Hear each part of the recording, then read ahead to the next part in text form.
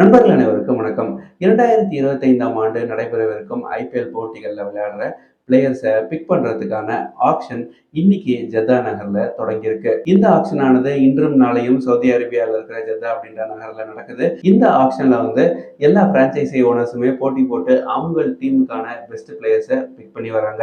முதல் நாளான இன்று நம்ம சென்னை சூப்பர் கிங்ஸ் அணி எந்தெந்த பிளேயர்ஸை ரிட்டைன் பண்ணியிருக்கு, யாரெல்லாம் டார்கெட் பண்ண போறாங்க, எவ்வளவு ஸ்பெண்ட் பண்ணியிருக்காங்க, இன்னும் எவ்வளவு மீதம் இருக்கு அப்படின்ற தகவல் தான் இந்த வீடியோல நான் உங்ககிட்ட ஷேர் பண்ண போறேன். நம்ம சென்னை சூப்பர் கிங்ஸ் அணியை பொறுத்தவரையில யாரெல்லாம் ரிட்டைன் பண்ணியிருக்காங்க அப்படின்னு பார்த்தா, ருத்ராஜ் கெய்க்வாட் அவர்களை ரிட்டைன் பண்ணியிருக்காங்க. கிட்டத்தட்ட ஒரு 18 crores ஸ்பெண்ட் பண்ணி அவரை ரிட்டைன் பண்ணியிருக்காங்க. இந்த ஆண்டும் நம்ம சென்னையினுடைய கேப்டனா இருக்க போறது ருத்ராஜ் கெய்க்வாட் அவர்கள் தான். இதனைத் தொடர்ந்து இன்னொருத்தரையும் 18 கோடியை எடுத்திருக்காங்க. அது வேற யாரும் கிடையாது, ரவீந்திர ஜடேஜா அவர்களை தான் 18 கோடிக்கு ஆக்ஷன்ல ரிட்டைன் பண்ணியிருக்காங்க. அடுத்ததா மத்தீஷா பத்திரானாவை ஒரு 13 கோடி ரூபாய்க்கும், சிவன் துபேவை ஒரு 12 கோடி ரூபாயும் ஸ்பெண்ட் பண்ணி டீம்ல ரிட்டைன் பண்ணியிருக்காங்க. இப்படி ரிட்டைன் பண்ண பிளேயர்ஸ்க்காக இன் டோட்டல் எவ்வளவு ஸ்பெண்ட் பண்ணியிருக்காங்க அப்படின்னா, கிட்டத்தட்ட ஒரு டோட்டலா 65 crores ஸ்பெண்ட் பண்ணியிருக்காங்க. இன்னும் மீதம் நம்ம சென்னை சூப்பர் கிங்ஸ் உடைய பிரான்சைசி கிட்ட எவ்வளவு தொகை இருக்கு அப்படின்னா 55 கோடி ரூபாய் இருக்கு.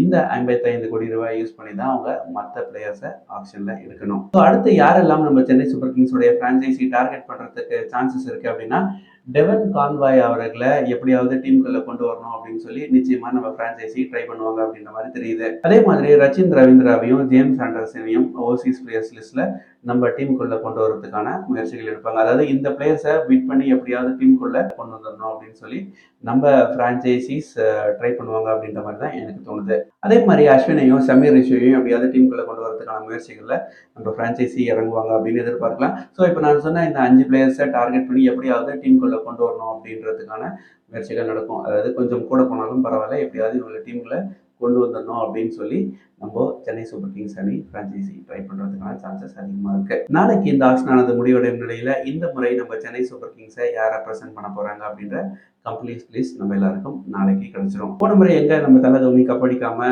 ஐபிஎல் விட்டு ரிட்டையர்ட் ஆயிடுவாரோ அப்படின்னு சொல்லி ஒரு கவலை நிறைய பேர்கிட்ட இருந்தது. ஆனா இந்த முறையும் நம்ம தலை தோனி தரிசனம் எல்லாருக்கும் இருக்கு. இதுவே ஒரு நல்ல ஒரு விஷயம் தான். இதே மாதிரி செல்லுந்த தகவல்களுக்கு மறக்காம நம்ம சேனலை சப்ஸ்கிரைப் பண்ணிச்சுக்கோங்க. நன்றி, வணக்கம்.